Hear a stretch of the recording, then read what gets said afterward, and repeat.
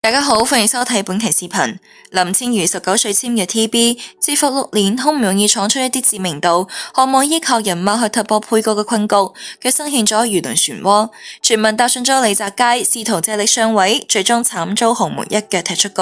轟動全港嘅 IFC 殘疾廁所事件曝光之後，形象徹底崩塌。TB 火出切割，一紙解約書搭配住2.4萬港元遣散費，將佢掃地出門。醜聞嘅標籤伴隨咗佢多年，行業全面嘅封殺，令人嘲諷不斷。好長一段時間入邊，佢活喺鋪天蓋地嘅非議，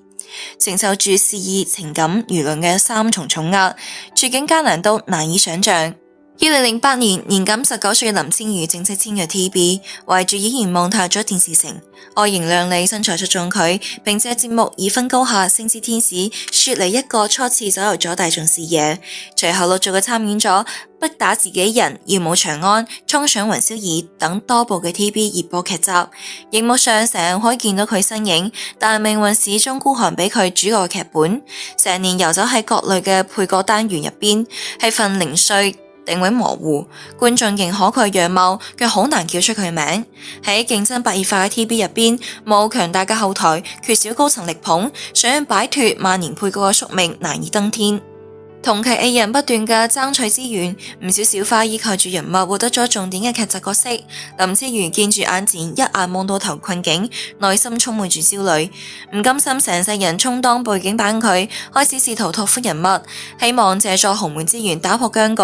比時李澤楷喺港圈嘅勢力巨大，唔少藝人都想方法去尋求合作機會。坊間持續傳出林千如主動靠近李澤楷嘅消息，外界紛紛猜測佢想要成為佳女郎，依靠住資本加持攞到更好嘅影視資源。可惜豪門嘅溫情向來短暫，李澤楷身邊嘅藝人來來去去，好少有人可以長久企穩腳跟。呢段傳聞中嘅交集冇俾林千如帶來任何實質性嘅資源，喺對方權衡利弊之後，直接選擇咗抽身遠離。林千如毫無緩衝之地，被徹底嘅踢出局。豪門之路破碎，唔單止冇攞到想要嘅機會，呢段留言仲慢慢嘅為佢埋下咗隱患。圈內逐漸嘅流傳出佢嘅負面閒話，部分監製開始刻意嘅疏遠佢，原本談好嘅細角色都靜雞雞嘅換人，演藝之路逐漸嘅亮起咗紅燈。喺感情在事雙重打擊之下嘅林千如，情緒時代嘅低落。當時佢正經歷住前男友出軌嘅打擊，成日唔開心，會同朋友外出飲酒排解心事。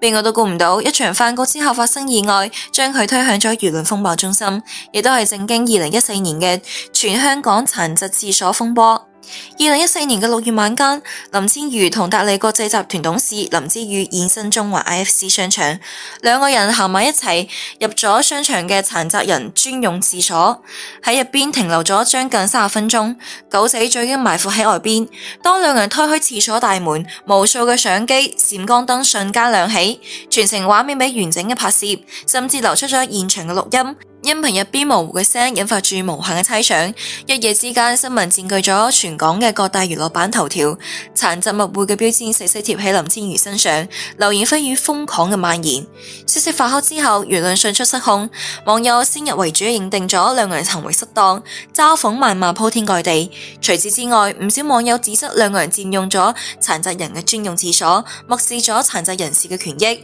道德層面嘅指責接踵而至。事後林千如公開嘅解釋，當晚自己飲酒過量，胃部唔舒服，入廁所只係為咗嘔，對方只係陪同照顧，並冇發生越界嘅行為。但呢個解釋喺洶湧輿情面前蒼白無力，幾乎係冇人願意相信。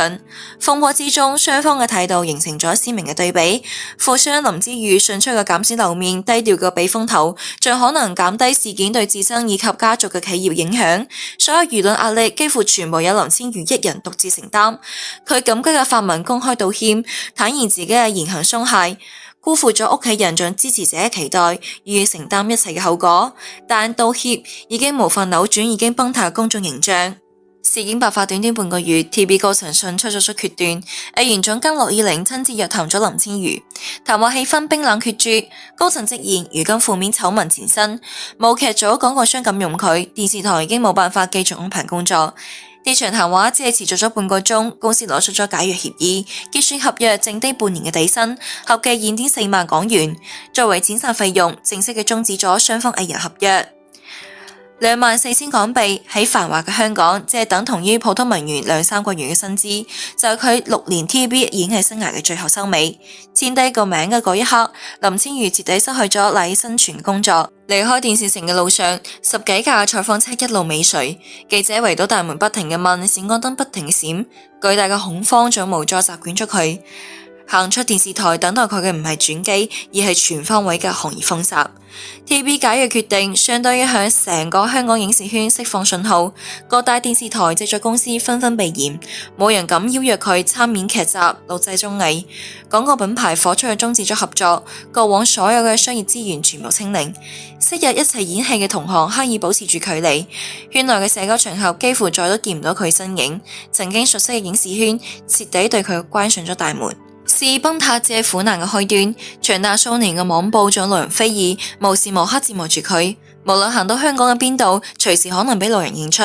迎接佢嘅係嘲諷仲異樣眼光。廁所事件多年嚟反覆俾媒體翻舊賬，只要佢稍微有曝光，舊事就會再次被拎出嚟討論。低俗嘅話從未停止，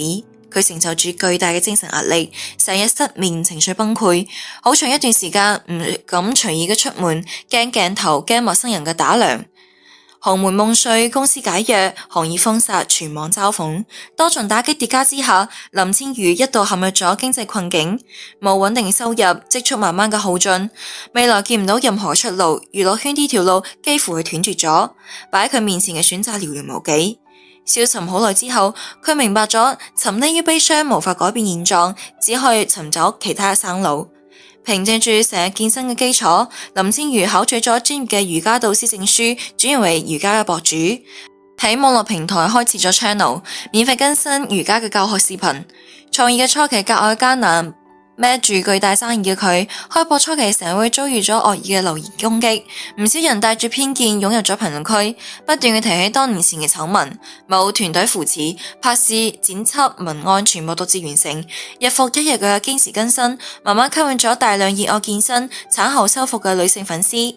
好多人以為經歷咗重創之後，佢會對感情徹底嘅失望，兜兜轉轉，佢識咗圈外嘅工程師翟志榮。兩人低調相戀組建家庭，但婚後嘅生活並非一帆風順，懷孕之路充滿住波折。順利生咗弟弟之後，佢曾經遭遇咗流產，巨大嘅悲傷佢再次陷入咗情緒嘅低谷。再次懷孕嘅時候，產檢發現嘅胎兒指標異常，漫長等待檢查結果嘅日子入邊，佢日夜焦慮，承受住身體仲心理嘅雙重煎熬。好在最終順利生咗4女，湊成咗兒女雙全。就算依家依靠住自媒體、瑜伽課程仲有商業活動企穩腳跟，擁有住穩定收入，當年嗰段灰暗經歷依舊無法徹底嘅抹去。早前有綜藝向佢發出邀約，希望佢重返 TVB 錄製節目，最終都俾林千瑜婉絕。佢清楚記得當年俾信昌切割2.4萬港元草草解約嘅狼狽，心入邊始終留有芥蒂，想要守住僅存嘅尊嚴。回望林千瑜嘅半生，充滿住殘酷現實警示，既希望依靠豪門捷徑突圍，終究只係幻影。一旦失去利用價值，就會俾毫不猶豫嘅捨棄。一場失控嘅風波，足以摧毀數年打拼事業。喺微利浮動娛樂圈，公眾形象脆弱不堪，一次爭議就會長久嘅定喺輿論嘅恥辱柱上。外界成日見到佢如今獨立自強、家庭圓滿嘅模樣，卻好少有人真正去體會嗰段四面楚歌嘅歲月。俾李實佳抽身出局嘅落空，殘疾廁所醜聞帶來無盡謾罵 ，TVB 毫不猶豫嘅解約封殺，長時間冇公開嘅困逼，無數個煎熬嘅日夜，只可以獨自硬撐住。命運俾佢發咗一手爛牌，跌入谷底之後，佢冇就此沉淪，放棄咗虛幻嘅奢華夢，脫離咗充滿傷痛影視圈賽道，依靠住自身技能重新出發。傷疤始終存在，但佢選擇帶住過往所有非議繼續往前走。